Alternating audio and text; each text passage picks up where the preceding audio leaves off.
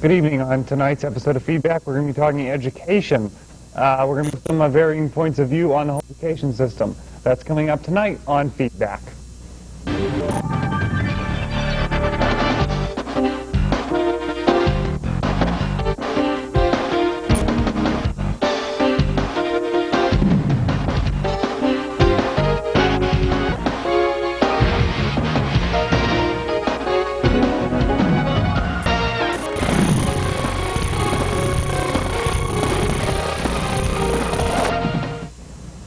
As I said, tonight we're going to be speaking with some authors of some books on education, and I'm going to forgo and get right into talking to these people. If there's time left at the end of the show, I will of course give you my opinions on what we discussed, and I have a feeling I'm going to be rather opinionated. But let me just show you real quick the two books we're going to be talking about. The first is Separating School and State, How to Liberate America's Families, this by Sheldon Richman, and then this encyclopedia here, The Dumbing Down of America by Charlotte Thompson Isabeet, I believe is how you pronounce her name. I'll have to check on that. We'll be speaking with her a little bit later. So what we're going to do, we're going to take a break. When we come back, we'll be talking with Sheldon Richman about separating school and state after this.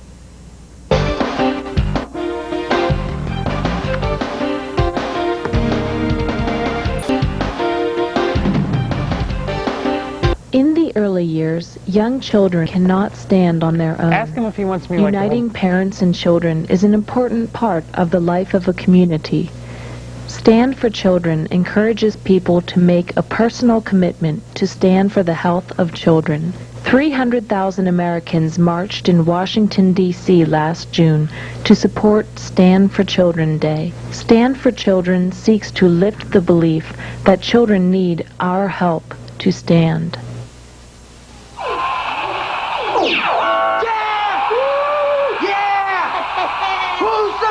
It's her birthday. I'm the mayor. It's her birthday. Exercised lately? Go for a mouthful.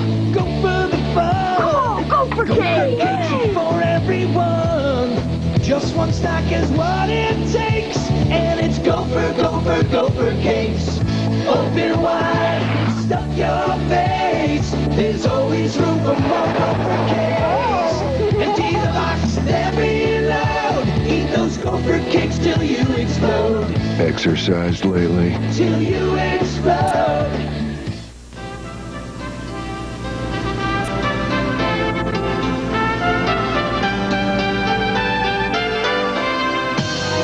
Hi, I'm Christy Desort.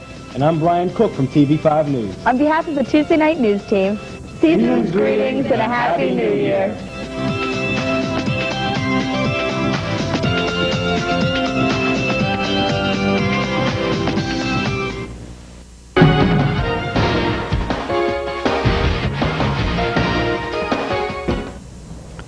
I love these holiday greetings, especially when you get to see Christy Desort with that big red nose on. Wait till you see the other one later. But anyway, we're going to go to our first interview. We're going to be speaking with the author of this book, Sheldon Richman, author of the book Separating School and State, How to Liberate America's Families. Let's start off, Sheldon. Could you give us an overview of your book? This is the book Separating School and State. Yes.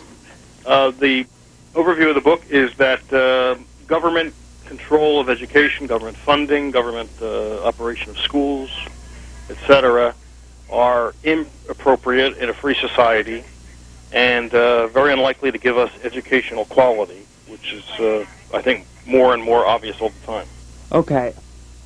Could we have you give us some of the major problems facing the education world today? Basic problem facing education is that since it's operated by government, it is a coercive bureaucracy rather than a market enterprise. We don't get creative entrepreneurship because government is incapable of providing that. It's a bureaucracy which gets its money through the tax system, which means the taxpayers don't have much choice about it. They don't have to attract willing customers. They just take the money through the tax system, and they get their students basically through compulsion because there's compulsory attendance laws, and if students want to go to private schools, the parents have to lay out extra money. So they have almost a lock on the students. So if you have guaranteed If you have a guaranteed flow of revenue and guaranteed students, you don't have to be terribly responsive, unlike a private business, a private enterprise, which has to attract customers. And that's the essential problem. Well, the rest, everything else flows from that. So how do you fix that then? By totally divorcing education from government. Separating school and state, as the title of the book has it. For the same reasons we separate church and state. It's too important a matter, too personal a matter to be left to bureaucrats and politicians. Well, obviously this is not a cheap endeavor. How do you pay for education if it's totally private? Well, if up to this point the government were operated all the shoe factories and the shoe stores, and I came along and said, well, the shoe industry and the shoe stores ought to be privatized, someone might ask, well, how would we pay for them? Well, we know how people pay for shoes. They buy shoes. It's the same thing with education. Education, in that sense, is not different from anything else that's provided in the marketplace. It's a service. It would be paid for by people buying it for their kids. Well, there's no mystery. Is that fair then? I mean, you're going to have students, you're going to obviously have some people who aren't going to be able to pay for education. So is that okay that we're going to have some students not even going to school? Well, there's no reason to leap to that conclusion. First of all, there was a time in our history where government had very little to do, almost nothing to do with education. Some towns were involved here and there. But before 1840, there was no government, there were no state school boards, school districts, etc. Federal government had no Department of Education, and this was a highly literate society and getting more literate all the time. When the European visitors came to the young United States in the 1820s and 30s, they were amazed by how literate the society was. There were newspapers all over the place. There was pamphlets all over the place. So this was not a society where literacy was hard to come by. That included poor people. Same thing with England. England doesn't get compulsory education until 1880, and yet poor people got education. So it's a myth that education would be so expensive that a lot of people couldn't have access to it. That's just not true. And it wasn't true historically. There's no reason to believe it would be true. Well, maybe looking for a compromise here. Something that I'm not for at all is vouchers, but we hear about it a lot more. Is that a possible compromise between making totally private schools, or is that a compromise at all? Place? No. No, it's not. It's not a compromise. What it would do is it would extend government power over private schools, because with vouchers would come. There's no doubt about this. With vouchers would come rules, regulations, and conditions, and they would say to parents, "You can take your voucher to any school on our officially approved list of schools." The question is then, how does the school get on that list? Well, we'll have to comply with a lot of conditions set by state governments or the.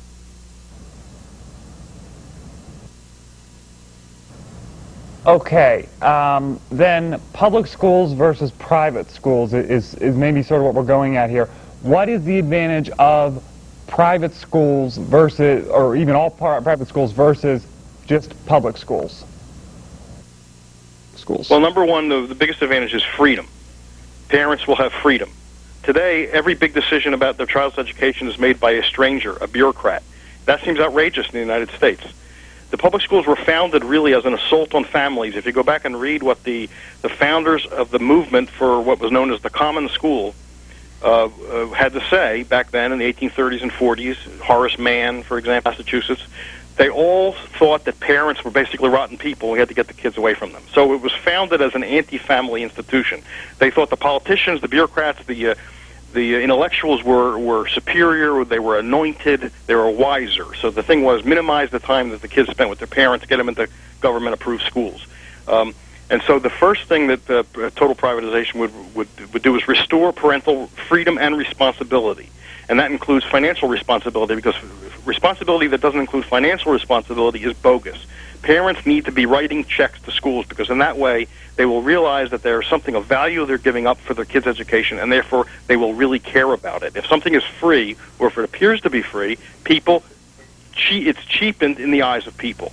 And that's what's happened to education. It's free, it seems to be free, it seems to be given to them. It's not really free. The bill is packed into the tax bill, but that's not very visible. And so it's cheapened in their eyes.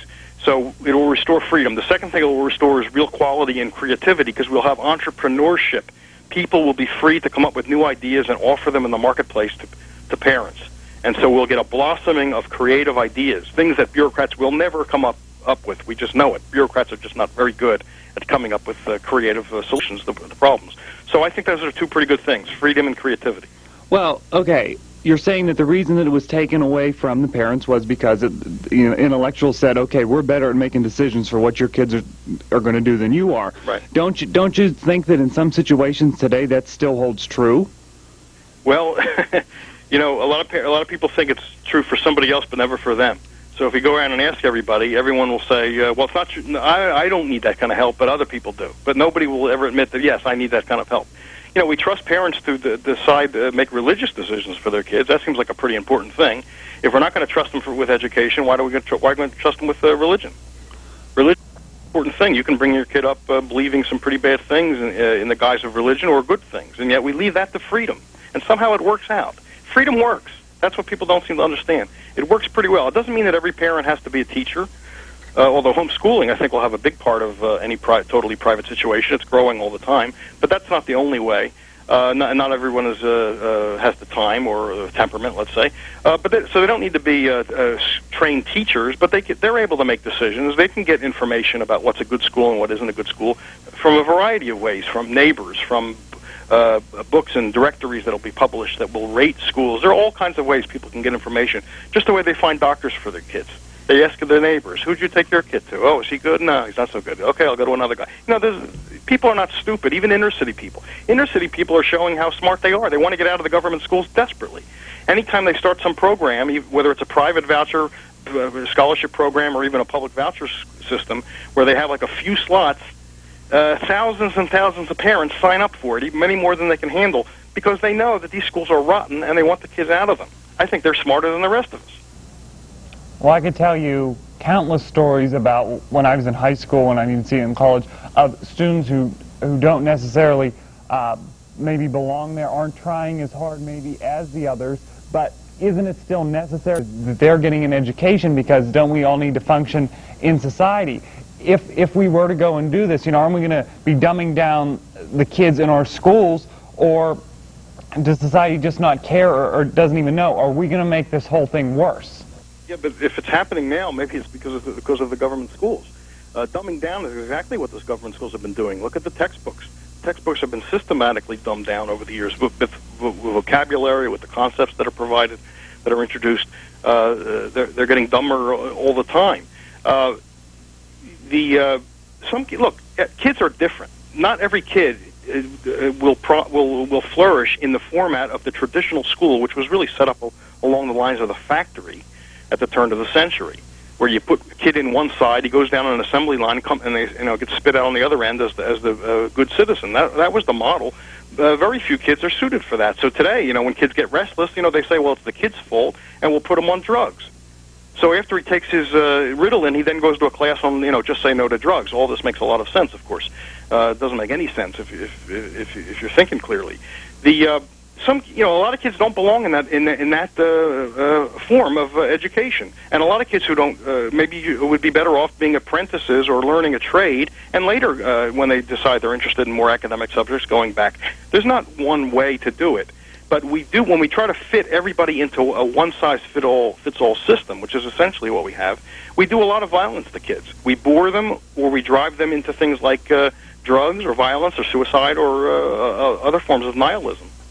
Okay, I'm a parent, hypothetically here, I'm a parent. I have a kid who really wants to excel and take a lot of these academic courses at one of these really good schools. I can't pay for it. How does that get justified? I mean, the government's not going to help me. So we're going to have a student go to a lesser school, even though that they're probably capable of going to a school that's going to cost more. Well, look, there's a couple things to say to that. It's certainly true that people with more money can buy more things or more expensive things than people with less money. That's sort of true by definition. That's true. That's the nature of a free society.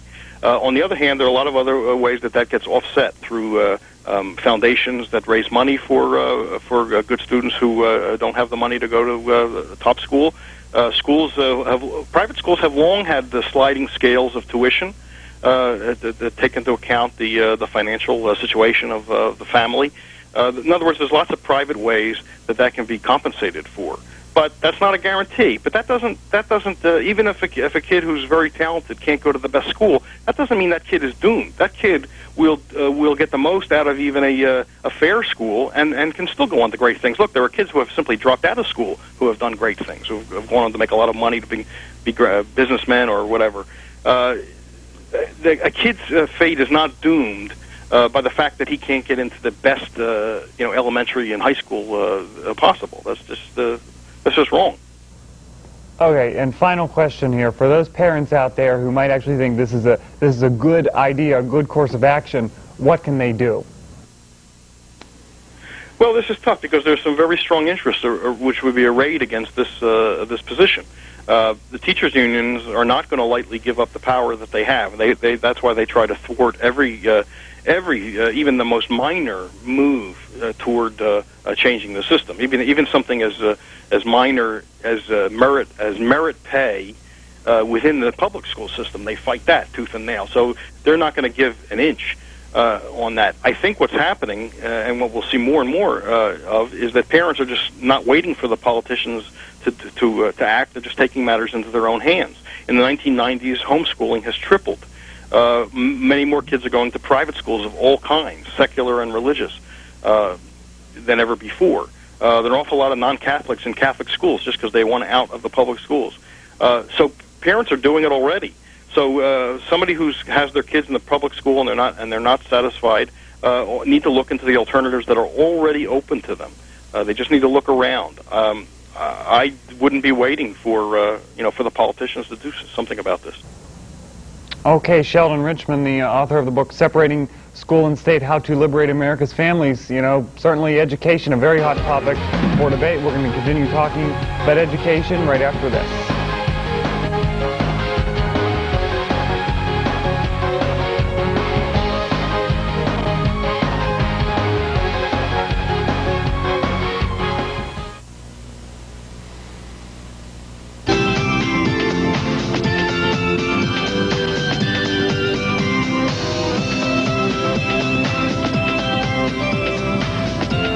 With the holidays just around the corner, We would like to extend our season's greetings. And a Happy New Year to all of our viewers. in the new millennium. We will see you back here in February.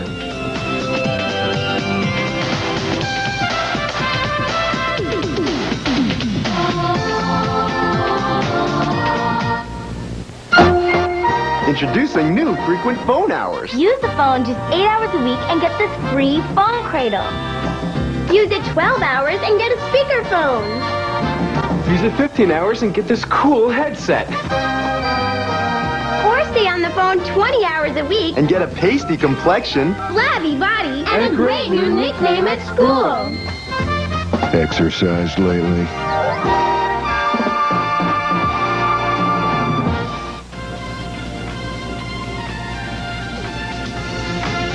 As the holiday season nears and the smell of chestnuts roasting, And the falling snow are making this holiday season a special one. I'm Christy Herman. And I'm Dave Marsh from the Wednesday Night News Team.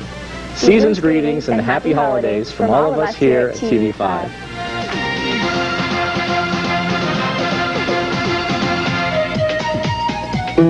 It's not just about making plans. It's about making a difference and taking an interest, not just earning it. At Edwards, it's more than investing. It's about knowing you. My every hope, my life, my world, it all begins with a dream. Edward Jones, investing in you and your dreams. At Clarion, see Gary Martin, located on Main Street. Phone 226-7896.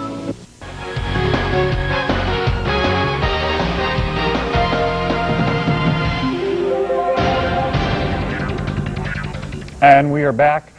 Today's show may make a little bit better radio than TV. We're going to be doing another phone interview. Some interesting stuff, though, talking about education. The last segment didn't necessarily agree with everything Sheldon Richman was saying, but maybe it's good to get some outside viewpoints on things. But now joining us on the phone is Charlotte Iserbyt, the author of this book, The Deliberate Dumbing Down of America. Yeah, maybe you know that has happened. It could be certainly happening in a school near you. Charlotte, thanks for joining us. Could we first start off by you giving us an overview of this immense book?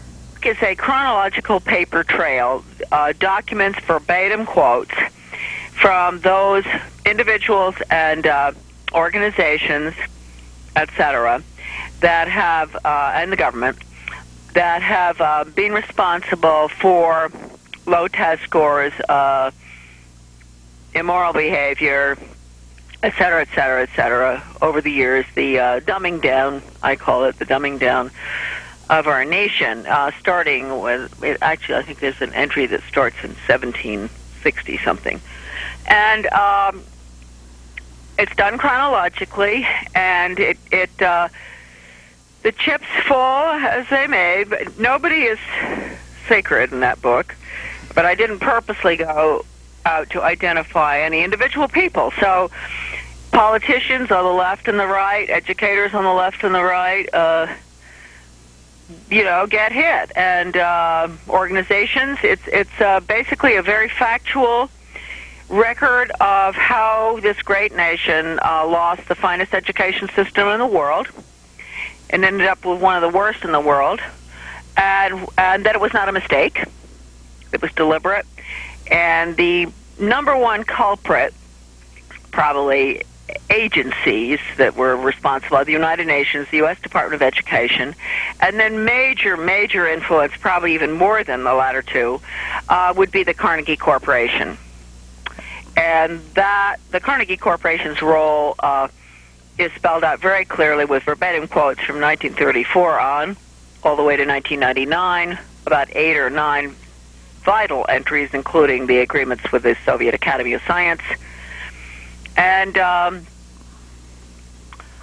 I'm just trying to, it also includes, to lighten it up a bit, some marvelous articles that I chose as, to illustrate that the problem is not only recognized by persons like myself, but by the Atlantic Monthly and Kurt Vonnegut's wonderful Harrison Bergeron and James Clavell's The Children's Hour.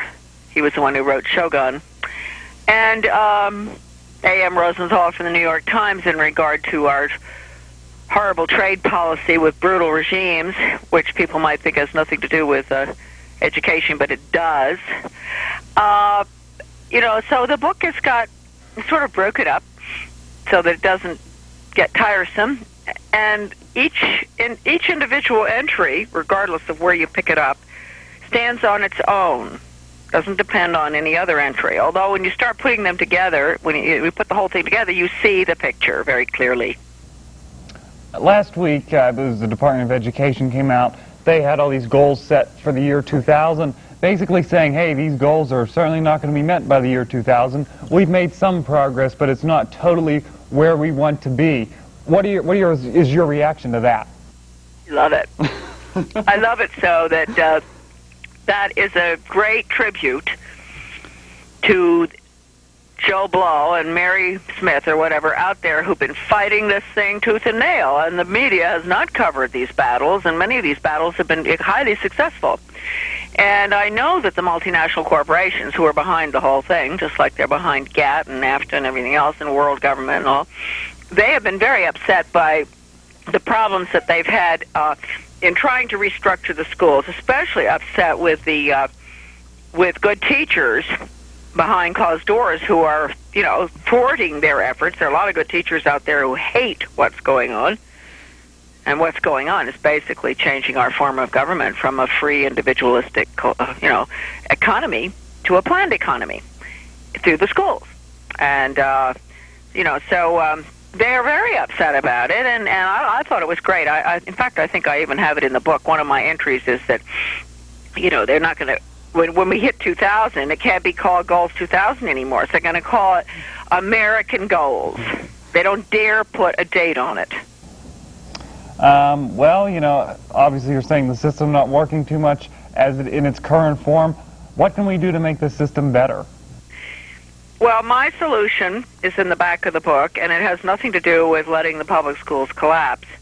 As harsh as I am and critical, and I have been for 30 years, of American public education and what was happening to it, I believe that the governance system, which is elected officials, and we've got the buildings, and we've got, the structure is there, should remain intact. We've got to get rid of the United States Department of Education. There's no reason why that cannot be done. The state departments of education have got to go, and of course they would go probably if we got rid of the U.S. Department, because 70 to 80% of the operating costs of our state departments of education, yours in Pennsylvania and mine here, are paid for by the federal government. My old office, the U.S. Department of Education. And so once they're crippled, once the state departments of education are crippled, we go back to the local level the way it used to be, which gave us the finest system in the world. And people say, oh, we can't do that. Ronald Reagan was meant to do that. And actually, it could have been done. Certainly, the major influence, which was the research arm in the Department of Education, which is where I worked, it was suggested that be abolished by the head of the research arm, Edward Curran. He recommended that to the president, and unfortunately, the Secretary of Education was furious when he found out that the director of the National Institute of Education had recommended that his own office be abolished, which would have taken all the garbage out of the schools. The whole plan would have gone. He was so mad that he fired this distinguished educator, and Ronald Reagan let it stand. And so everybody's talking about charter schools, which are public schools anyway. You have to, that's federally funded charter schools. They're talking about tuition tax credits, vouchers, all these things that sound so good. And this is a Trojan horse. In order for the global system to be implemented with the planned economy, the school to work, etc., they have to capture the private sector.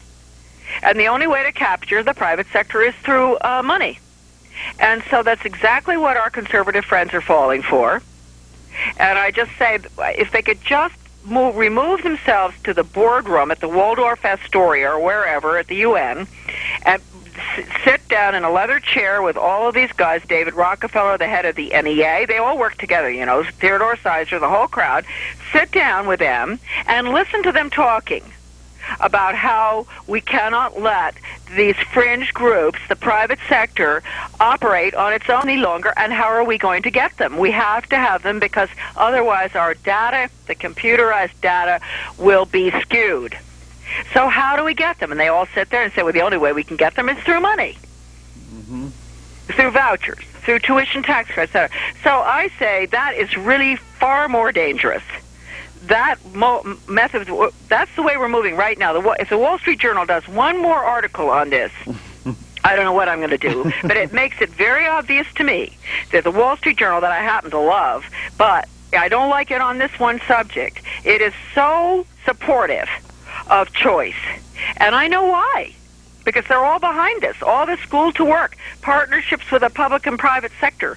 That is nothing but corporate fascism at the best. That's the Soviet system. It's the failed German system. That's what they're putting in. That's what our Senate voted 98-2 to put in.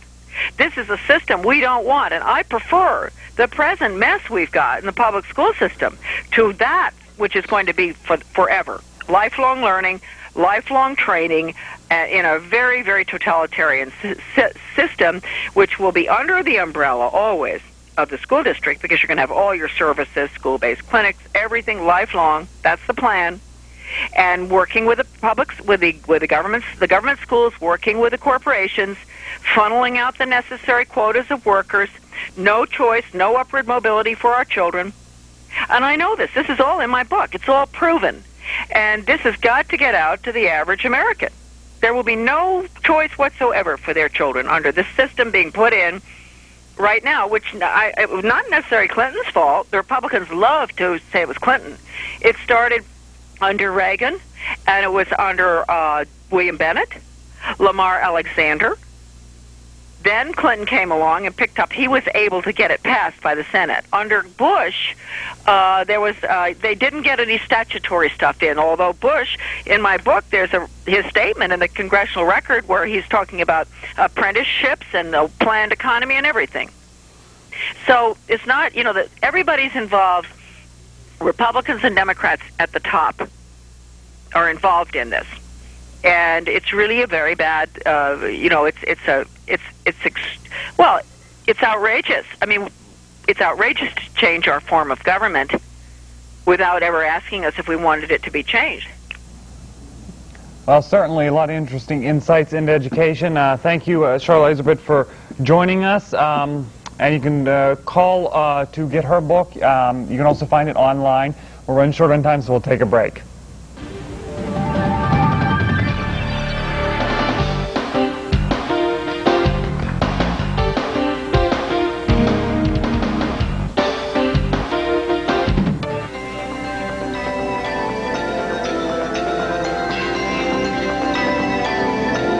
Season's greetings to you from all of us here at Feedback.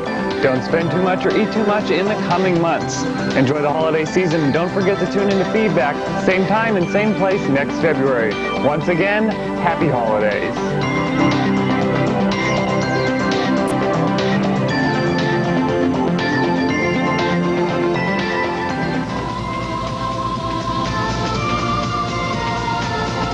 Happy holidays from TV5.